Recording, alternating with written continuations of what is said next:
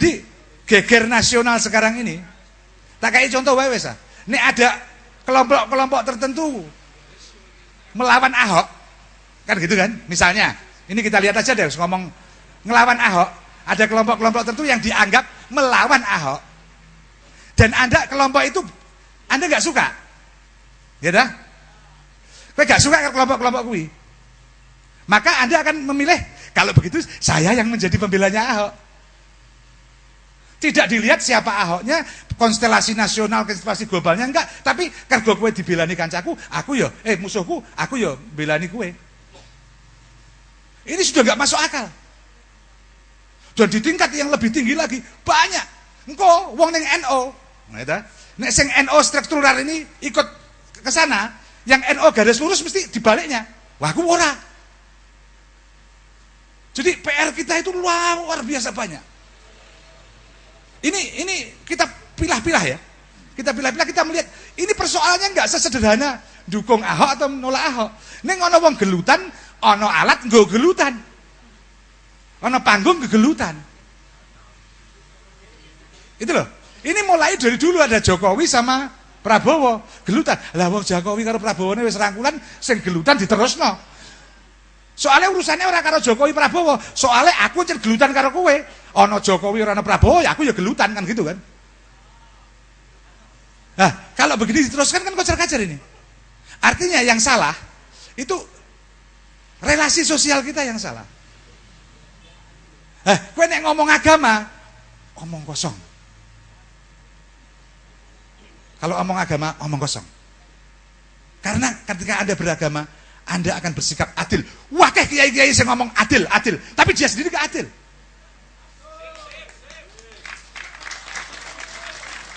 Takokno awakmu dhewe. Loh, enggak gini. Kalau ada adil, siapapun Anda tampar kalau dia salah. Jangan membela salah satu pihak. Kan begitu kan? Kalau Anda membela salah pihak, Anda sudah enggak adil. Kalau enggak adil berarti Anda belum selesai dengan diri Anda sendiri. Masuk akal. Jadi kalau jadi kiai harus sudah selesai dengan dirinya sendiri. Jangan pernah berpihak kecuali pada satu tok. Dan kita setiap hari kumpul begini ini, tiap bulan, di mana-mana juga kita kumpul. Pihak kita cuma satu, Allah dan Rasulullah. Di sana Anda harus berdiri, di belakang mereka harus berdiri. Jangan tinggikan suaramu di atas suara Rasulullah. Itu.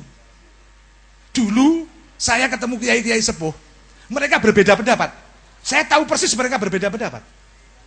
Tapi ketika ada kiai, ada orang lain ngeritik kiai ini ngomong, dan dia tahu ini ada kesalahan di kiai ini, dia tutup. Stop. Itu urusannya kiai, bukan urusan kamu sebagai santri. Nek saiki enggak kabeh kampleng-kamplengan kabeh.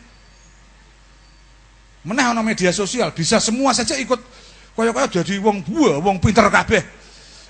Ono profesor, ono dokter, ono hane kan 50. Iku omongane ya ora karuan parake iku.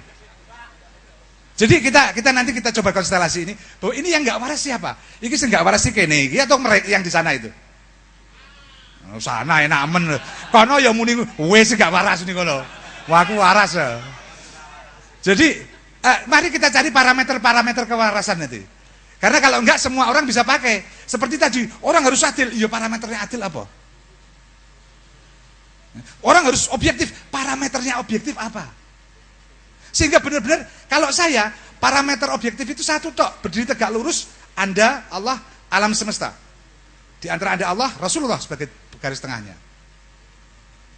Kalau Anda nggak bisa begitu, ya wes alung diam di rumah. Ngopi, udut, orang duit golek utangan, orang iso bayar utang delik, wes kuwi wae. Lah apa saiki? Iku salamah tenan kuwi. Golek salamah nek kowe.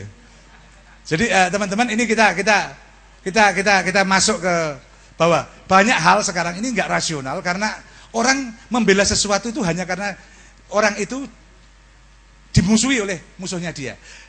Standarnya kan bukan kebenaran. Kalau orang suka, mulane ono istilah di dalam ada istilah rasionalisasi, ada istilah apologi. Isinya apa? Membenar-benarkan apa yang dia anggap. Hati-hati. Mulane di banyak tempat saya ngomong, nek istiqaroh wae lho. Istiqaroh, saya kan berkali-kali ngomong itu. Anda istiqaroh. Iki antara Mbak Salamah karo Mbak Salamih iki milih ndi ngono misale. Apa nek sing wedok iki Mas Salam Mas Salim milih ndi ngono. Itu kan Anda istiqaroh. Itu kalau Anda sudah milih, janjane aku ya seneng Salamah timbang Salameh. Atau nek sing wedok aku seneng Salim timbang Salam. Kowe wis ngono, wis berpihak ta? Itu istiqoroh Anda yang keluar ya, pasti yang ada di dalam hati Anda. Iya ta? Nah, itu parameter pertama. Nek kowe jek duwe kecenderungan dengan si A, jangan ngomong tentang A. Pasti tidak objektif. Iya ta? Leres terus kowe. Leres-leres ning ora dikai bayaran. Ya, jadi teman-teman kita kembali ke situ, nanti kita bahas agak panjang. Rumel iki di Rumel iki sing tukang gawe info-info ning gone medsos termasuk penjahat medsos dia. Penjahat kan ada dua, ada penjahat, penjahit. Jadi yang jahiti, ya ini bolong dijahit. Ya. Jadi bisa pengertiannya banyak, bisa banyak. Ya, teman-teman nanti kita wayangan dan Mas Gus Sigit nanti, Sigit itu masjid kan. Jenenge wis apik masjid. Jadi wayang oleh masjid. Masjid Arianto. Jadi nanti kita wayangan lakonnya Bali Sigala-gala. Si golo-golo. Kalau bahasa Indonesia Sigala-gala. Nek jadi wong Batak Sigalak-galak. Jadi nanti kita mainkan itu, kita diskusikan juga. Kita bicara melebar, mendalam terutama untuk menemukan bagaimana kita bersikap di tengah semua ketidakjelasan ini. Ono demo, ono dema, ono lain-lain. Dan posisinya bagaimana? Umat Islam seperti apa misalnya? Posisinya seperti apa? Kemudian di tingkat global seperti apa? Saya ketemu katakanlah RI 1, dia juga ngomong yang sama. Indonesia ini tengah keterancaman macam-macam. Sama omongannya. Orang yang menentang RI 1 ngomongnya sama. Indonesia ini sedang di tengah kepungan. Loh, kowe iki wong loro iki omongane padha kegelutan. Apa? Rebutan duit. Ah, iku sing ngomong kowe ora kowe. Loh, serius? Jadi ketika saya ketemu RI 1 omongannya sama. Sekarang kita itu terancam begini ya. Lho wong sing nglawan iki yo ngomongnya padha iki piye to? Lho sing mbok belani iki sapa? Nek jarene iki duit jarene. Ora aku lho ya. Watake jarene royokan duit ngono tok. Ya oke, nanti kita bahas itu lebih mendalam. Masih semoga ini permohonan saya. Ini adalah ruwat Indonesia. Sengaja tidak sengaja malam ini kita meruat Indonesia supaya para sengkuni itu mencelat dari Indonesia. Dan buto-butonya jatuh, tidak lagi bangun. Ya teman-teman, saya mau cerita sedikit, ini agak detail ya, supaya kita memahami situasi itu dengan lebih baik. Karena ada banyak hal yang tadi saya katakan sedikit bahwa persoalan-persoalan di dalam umat, artinya di dalam keluarga kita, itu membuat orang, menarik orang dari luar untuk masuk dan semakin membelah-belah. Begini, karena mungkin ada yang banyak yang nggak tahu ya. Jadi kita ini hari ini dikuasai, tadi benar, itu diungkapkan banyak pihak dengan kekayaan. Orientasi kita kekayaan. Saya buktikan, believe it or not, buktikan di sejarah. Bikin apa namanya, penelitian serius tapi dan jujur. Yang mendukung saat ini mendukung Ahok itu pasti kelas menengah ke atas.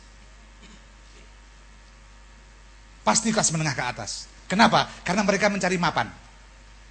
Dianggap ini akan membawa kemajuan dan lain sebagainya. Tapi orang-orang yang berorientasi ke bawah, ke rakyat bawah, pasti tidak. Karena apa? Begini, kota ini harus bersih. Kota ini harus bagus misalnya. Tapi orang miskin semakin minggir. Karena itu tidak pernah ada yang ngomong ketika Di luar Batang banyak orang miskin yang menjadi menangis kalau ada masuk. Di Bukit Duri bahkan undang-undang pun sudah menyatakan tidak boleh dieksekusi. Artinya di atas hukum. Di Kalijodo. Nah, orang yang sudah marah pada ini punya momentum ketika Allah membuat dia terpeleset dengan satu kata-kata. Ini momentum. Persoalannya bukan pada kata-kata itu. Neng kowe iki wis dimusuhi wong akeh. Orang di bawah sudah sangat marah. Kelas menengah sangat membela. Karena apa? Kelas menengah itu pasti mencari kenyamanan, kemapanan. Aman, nyaman, walaupun tidak adil. Dan ini kekuatan ekonomi dunia sangat masuk di sini. Nah, saya mau ngomong sedikit. Ketika ada yang terpeleset kata-katanya, ini supaya kita tahu di mana titik objektif, di mana titik politisasi. Ketika orang datang ke polisi, sopnya polisi itu pasti begini, loh itu penistaan. Ya, dasarnya apa? Nggak bisa dia. Anda lapor polisi nggak bisa. Anda bisa di mana saja, tanya polisi di mana saja. Nggak mungkin Anda menuduh seorang nista kalau tidak ada fatwa tertentu. Meskipun di Pati ada pasti polisi mengatakan minta fatwa MUI Pati. Nah, karena harus mencari fatwa, maka lari orang-orang yang lapor ini ke MUI. MUI kalau membuat fatwa tidak mungkin sehari dua. Karena ada fatwa itu hanya bisa keluar dari komisi fatwa. Dan orang-orang dalam menyatakan, teman-teman kita di dalam, termasuk Gus Gofur yang termasuk sebenarnya tim fatwa di MUI menyatakan tidak mungkin itu prosesnya bisa sebulan 2 bulan untuk sampai ke fatwa ini menista atau enggak. Padahal situasinya harus cepat. Ini mulai ada sisi politis, harus cepat. Maka yang muncul bukan fatwa, sikap keagamaan, bukan muncul dari komisi fatwa. Kalau ada yang mengatakan sikap keagamaan itu di atas fatwa, keliru. Itu di bawah fatwa. Itu di bawah fatwa.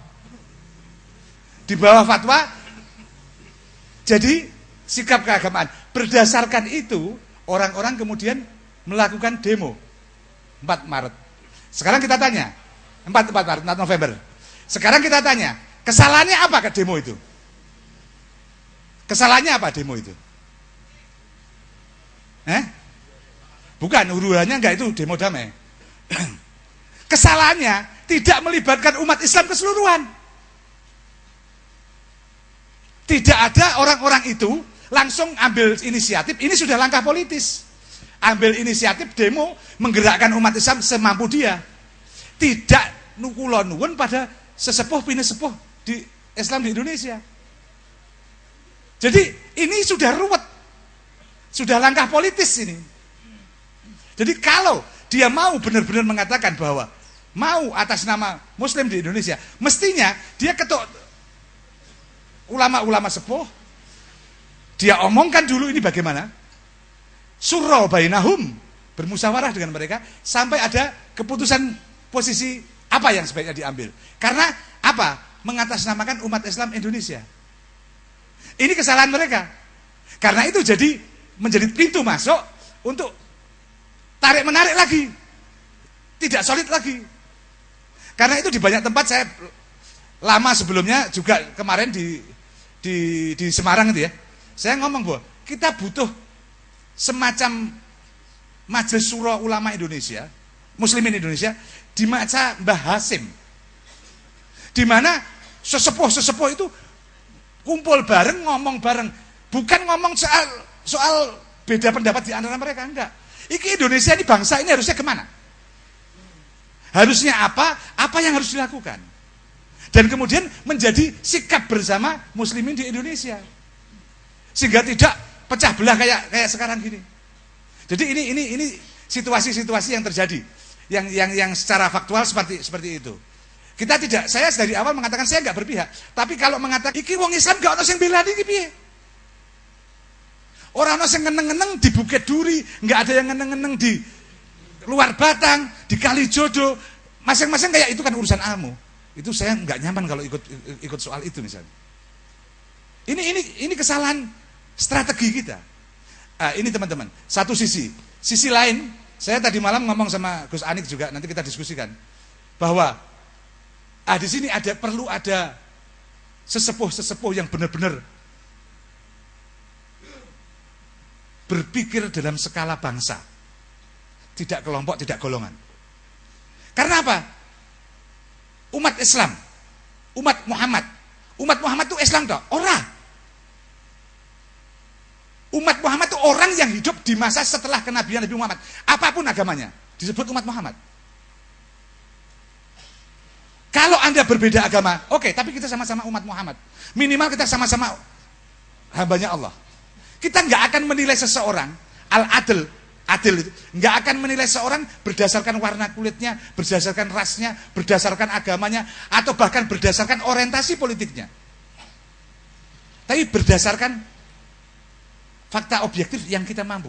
Kalau nggak mampu jangan. Dan yang punya kemampuan itu biasanya orang yang sudah sangat-sangat berada di puncak untuk sangat-sangat melihat fakta sebagai objektif dan punya hubungan-hubungan tertentu yang mampu melihat dari kacamata istilah Gus Sigit tadi, kacamacanya Allah. Jadi ini teman-teman, saya beri contoh. Ketika Muawiyah, saya mau contoh bagaimana orang bertindak berdasarkan hukum dan berdasarkan kebijaksanaan. Muawiyah melawan Sayyidina Ali. Anda pernah baca sejarahnya. Ketika Sayyidina Utsman dibunuh oleh para pemberontak, kemudian Sayyidina Ali diangkat menjadi khalifah. Muawiyah pretensinya, agendanya, maksud sebenarnya tidak setuju kalau Sayyidina Ali menjadi khalifah. Tapi dia memakai alasan legal formal. Apa alasan legal formal itu? Loh, saya nggak akan ngakui Imam Ali sebagai khalifah kecuali Imam Ali menangkap pembunuh Sayyidina Ali. Sayyidina Utsman. Apa itu? Dia memakai formal, legal formal, karena secara hukum ya pembunuh harus ditangkap kan? Hukum manapun tuh legal formal itu, karena pertimbangannya apa? Nek iki tak cekal wong kuwi, karena itu iki menciptakan kekacauan lebih besar. Karena apa? Semua orang waktu itu, sebagian besar orang waktu itu ikut dalam pemberontakan pada Sayyidina Utsman. Nek dicekel, engko wong-wong sing liyane mesti bela nih, kurang ajar, kancaku dicekel. Sayyidina Ali akan dilawan oleh masyarakat, kan begitu. Karena itu Sayyidina Ali tidak mengamini, tidak menjalankan permintaan, tidak memenuhi permintaan Muawiyah. Karena tidak memenuhi permintaan Muawiyah, maka Muawiyah buat berontak pada Sayyidina Ali dengan alasan aku mau ngakoni Sayyidina Ali sebagai khalifah. Karena dia nggak mau menangkap pembunuh Sayyidina Utsman. Nah, saya nggak ngomong soal iki kok kayak kasusnya kayak gini, enggak. Anda salah kalau Anda menangkap bahwa kalau begitu ini jangan enggak. Ini ada orang-orang yang kemudian mengatakan ini salah atau enggak berdasarkan legal formal. Ya toh? Si A ini salah enggak? Itu kan berdasarkan legal formal. Undang-undang, hukum dan lain sebagainya. Ada sisi lain. Tadi saya ceritakan sedikit. Ada lapisan-lapisan lain, gelombang-gelombang lain yang ada di belakang masalah ini. Yaitu ketidaksenangan publik, terutama kelas bawah, pada tindakan si A ini. Kan gitu. Ini bahkan setingkat presiden pun mengatakan ini masalah rasa. Masalah rasa kira ana hukume. Jadi ini kita dihadapkan kepada kebijaksanaan, menghadapi rasa atau legal formal. Nek legal formal mungkin ucul. Legal formal ya, pakai pengadilan. Mungkin ucul. Tapi problemnya, apakah kalau ucul atau enggak ini lebih kacau atau enggak? Jadi, ini kan butuh orang-orang, bukan saya Anda, butuh orang-orang yang dengan kebijaksanaan lebih untuk memutuskan. Saya sengaja beri ini sebagai, karena ini contoh yang dibicarakan di mana-mana ya. Contoh ini sebagai contoh kasus betapa banyak orang nggak waras kemudian. membela habis-habisan, memaki habis-habisan, kehilangan objektivitas, bahkan sok rasional. Sok iki cara hukum ora iso. Loh, ini masalahnya bukan murni hukum seperti itu. Ngene, ning kampungmu iki ana wong sing mbok anggap preman, sing mbok anggap jahat, bendino bikin kekacauan di kampung Anda. Ya enggak? Ada enggak? Mungkin. Ketika orang itu kemudian jatuh, diam-diam wong sak desa iki nyukurno ora? Orang-orang yang tersakiti dia, pernah tersakiti dia walaupun enggak terucap, nyukurke enggak? Nah, kalau kasus seperti ini bagaimana? Anda akan hukumi orang itu dengan rasional toh? Rasional toh ada malah membela, malah menyakiti orang banyak yang ini pilihan-pilihan semacam ini yang terjadi hari ini. Artinya objektivitas adalah hukum itu, hukum formal, fikih, KUHP, pidana itu tingkat paling rendah dari peradaban manusia. Kalau orang berpegang di situ berarti dia sedang merendahkan dirinya. Ada nilai-nilai yang lebih tinggi, yang mestinya lebih dikembangkan. Nah, hari ini bahkan kalau Anda ingat, kalau Anda mulai ikut acara ini mulai awal 3-4 tahun yang lalu, saya sudah sering mengatakan bahwa Indonesia tahun 2018 sampai 2022 sedang di setting sedemikian rupa untuk tabrakan antar umat beragama, kan gitu kan? Antar agama, antar kelompok dan lain sebagainya. Lah nek ngene iki gampang nyalahke, malah gampang nyalahke iku mau sing sapa? Jenggoten jarimu. Ora aku lho sing ngomong. Ora aku. Iku gampang nyalahno. Lah yo ngene iki lho Mas. Gampang ta? Karo sing wong sing dakwah biasanya bid'ah, sirik-sirik. Lah ngene iki lho Mas. Kowe butuh bolo ha? Kowe boleh bolo. Lah kowe bolomu mbok gebuki dhewe bendina awake dhewe piyen? Lah piye carane? Mereka butuh teman, tapi temannya itu orang-orang yang setiap hari dulunya dikepruki terus. Ini seharusnya menjadi refleksi umat Islam. Ojo gampang-gampang. Berdakwah itu bukan sekedar mencari kebenaran menurut versi dia, tapi bagaimana membangun peradaban. Dan membangun peradaban itu seperti Rasulullah, membuat orang itu alafa bainahum, hatinya menjadi lembut satu sama lain. Nah ini kan wong-wong yang disebut garis keras kan merasa butuh kita-kita kan, gitu? Sing sadurunge bendina jenani bid'ah, jenani sirik dan lain sebagainya itu kan. Nah itu harusnya kan mereka berefleksi, ojo gampang nyirikno, ojo gampang bid'ahno. Karena ada saatnya kita perlu kebersamaan, kita perlu waktasimu bihablillahi jami'an, berpegang pada Allah seluruhnya secara benar-benar. Seperti dikatakan sedikit oleh Gus Masjid tadi, bahwa Gus Masjid tadi ada. Soalnya bendinane masjid deh. Biar wong tuane kan baiki ngusuk bene mesti bendinane masjid sikit. Sabane masjid apa lahirnya masjid kuwi. Iku mau kan jadi lahirin kuburan. Jadi teman-teman, budaya tadi dikatakan, budaya Jawa, budaya Sumatera, Kalimantan, Sulawesi, itu tubuh, pakaian. Makanya berlaku kalau pakaian itu masih baik, gunakan baik-baik. Kalau ada yang jajal-jajal, jelumatono. Ya suro ya. Karena MPR dibubari itu jadi sore tadinya. Jadi itu sangat penting. Ya. Sebelum kok Rumel ribut awakmu sing. Ora kae sik. Wis kuwi senengane kae sik, barbane ora kae. Assalamualaikum warahmatullahi wabarakatuh. Kita kasih jeda bahwa ada rahasia caping selalu saya bagi karena Indonesia itu terbanyak gunung dan caping adalah miniaturnya. Dan gunung berapi terbanyak adalah di Jawa.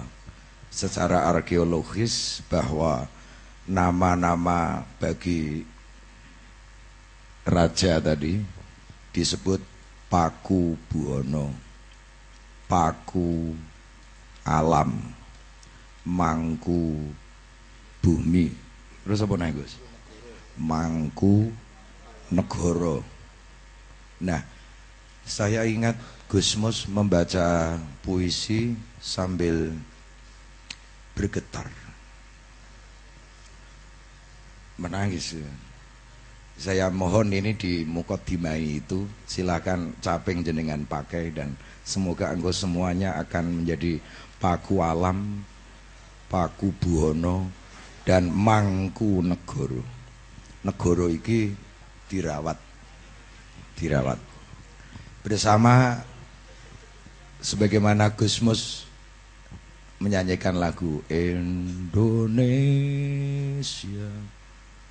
tanah air beta. Yuk bersama Indonesia tanah air beta pusaka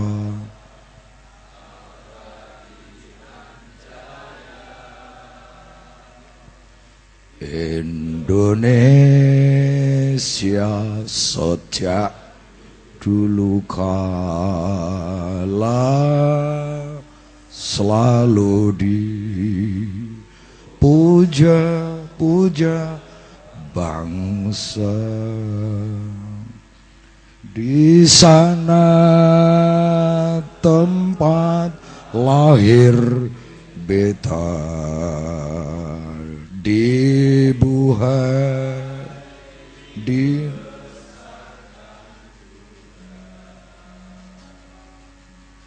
tempat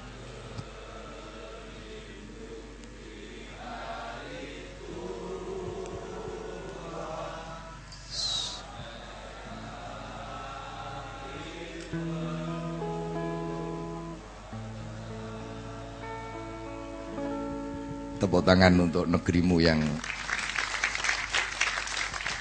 tetap damai sejak dulu kala. Kalau toh ada kabar-kabar yang dibahas secara panjang lebar tadi, itu kan hanya di bibir pantai Nusantara. Di kedalamannya kita temukan mutiara-mutiara. Keklok ya ora ngaruh anak paham. Iso. Pemeneh sing ra keplok. Ngene. Iki caping. Kuwi nak didiagramke. Ini diagram Marshall ya. Wong sing jek do Marshall itu pemikir yang menganalisis bahwa cinta yang masih terhadap kekuasaan, terhadap harta, terhadap bentuk material ini posisinya diagramnya di bawah. Jadi kalau orang Indonesia ini sebenarnya posisinya di puncak Kang Sigit. Soale dia cerdas menggapai keindahan Tuhan tak bertepi melalui dirinya, dipaket menjadi seni dan diturunkan ke bumi menjadi penghibur bukan saja satu kelompok tetapi secara universal kepada dunia. Jadi caping ki nak dirumahke keindahan Tuhan tak bertepi melalui dirimu turunkan ke bumi dengan cara rahmatan lil alam. Iki sing kudu dikeploki kuwi jane. Ngono. Terus saiki intine wae wong jam yamene ya, Gus. Salahe jam yamene. Nah, mula iki bengi wis nok ngarep moto iki didudoi. Bahkan saya tadi membawa Mbak Sunia dari Weleri yang ahli batik Indonesia. Ana meneh markonye nok mburi kae. Mbok ngetok-ngetok rene ra ketang ora kudu omong kabeh. Mbak Sunia monggo mriki. Tepuk tangan untuk beliau.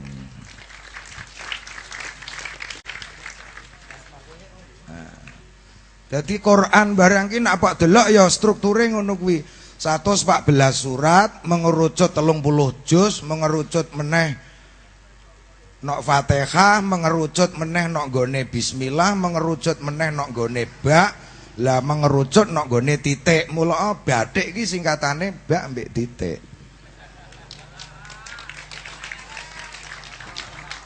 Lah menyangkut batik iki matamu iki weruh ora iki. Ornamen ini bukan main-main. Ini gunungan disebut kayon. Kayon asluhu hayun. Ini bergerak dari apa? Ini bersifat coba cekelano tak. Nah, iki ngerti ya? Iki kewan-kewan iki. Isine kethek, ula, terus iki ana meneh merak biasane. Terus iki macan karo banteng. Ini kalau jiwa orang yang tidak memiliki cinta antara macan mbek apa iki? Banteng, beda tubuh itu dan saling menyerang. Tetapi jiwa para pecinta itu namanya Bhinneka Tunggal Ika. Hanya melalui roh kita sama-sama semanusia, seanak cucu Adam, semakhluk Tuhan. Tuhan menyatakan semua makhluk adalah keluarga ingsun. Lho bayangin. Iki mula tambah mengisor meneh. Iki ana buta loro iki nek cara lakone Werkudara golek Tirta Perwitasari. Iki iso wujude Rukmaka Rukmakala. Lho ngono. Lho aku nak gelem dalang ngungkuli sikit. Mulane aja ndalang. Lah iki mlebu omah iki. Kayangan iki. Mula mlebu omah iki ada.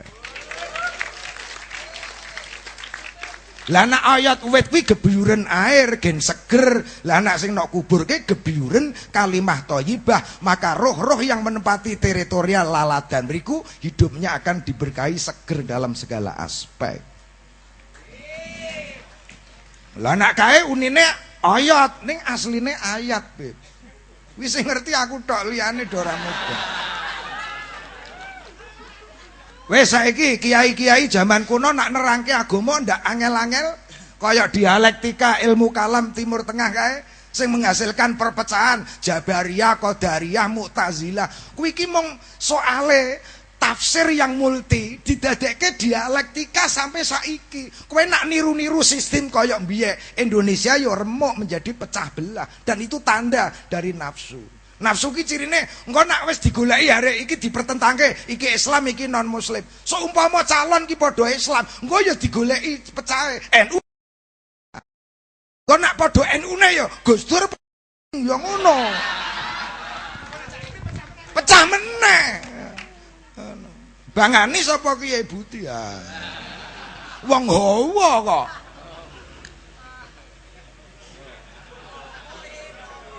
Wes saiki pujian nok kampung ngono kuwi. Ayate syahadat. Lho coba. Wite iman godhonge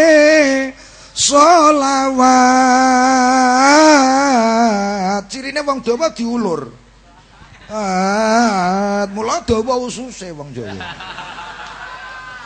Wae zikir. Mula wong Jawa nyebut wah ki Allah asline ning disingkat oh wis wah.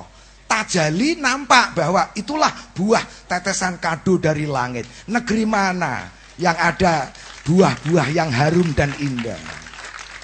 Ning aja keplok tok kowe iki nandura. Wis tak sangoni caping wong nandur ki jenenge ulur. Lah ulur kuwi nak bahasa Inggrisnya process of giving. Ulurkan tanganmu. Kuwi lagu Nasidaria. Ngono iku ya mau otak-atik golek pangan tok niku ya aku. Ning ya kudu otak-atik kudu matuk kaya ya Budi mau ngono lho. Pancene ya menyambung kewarasan neh. Iya, waras neh. Saikine bagi suami istri, saikine akeh istri sing gak waras. Kok ngono? Lho, iku aturane agama kan ngene. Istri kuwi nek iso aja sampai nyimpen fotone wong lanang selain bojone. Ternyata wong wedok saiki seneng nyimpen fotone wong lanang. Iki termasuk tidak kewarasan ya? Gak waras. Contone seneng duwe atusan, duwe eketan digimbol. Padahal ana gambare wong lanang lho iki, dudu bojone. Sing apik duwe klitik ae ya. Mbak simpen duwe sing klitik-klitik ya, Mbak? Mula bapak-bapak nang ngekeki bojone dhuwit klitik kae. Dhuwit 50-100 dicaki dhewe. Waras apa ora? Ora waras. Mbok sing waras sing ngomong apa sing ngrungokno? Nah, aku kuncinya hanya satu. Iya. Kuncinya hanya syukur. Syukur. dan nafsu. Ketika kita mau bersyukur, memandang dalam bentuk apapun dengan rasa syukur, tidak dengan nafsu, insya Allah semuanya aman-aman saja. Iya, bersyukur, aku ya bersyukur Mas. Ngono. Ya, dengan istriku. Kayak aku nuwun sewu, Piye? di bojo kayak Mbak Sonia ngene iki, gak seneng. Gak seneng aku. Kok ngono Mas? Loh, dandan cantik boleh, tapi harus untuk di rumah, aro untuk sang suami. Iya. Ini iki disawang wong akeh, nafsune mesti muncul ngene-ngene iki. Apa meneh bentuk sing ngene-ngene iki lho ngono. Lho, nuwun sewu iki tinggal sudut pandang lho ya Mas. Lho, ya nuwun sewu. Nah aku gak entuk nyel.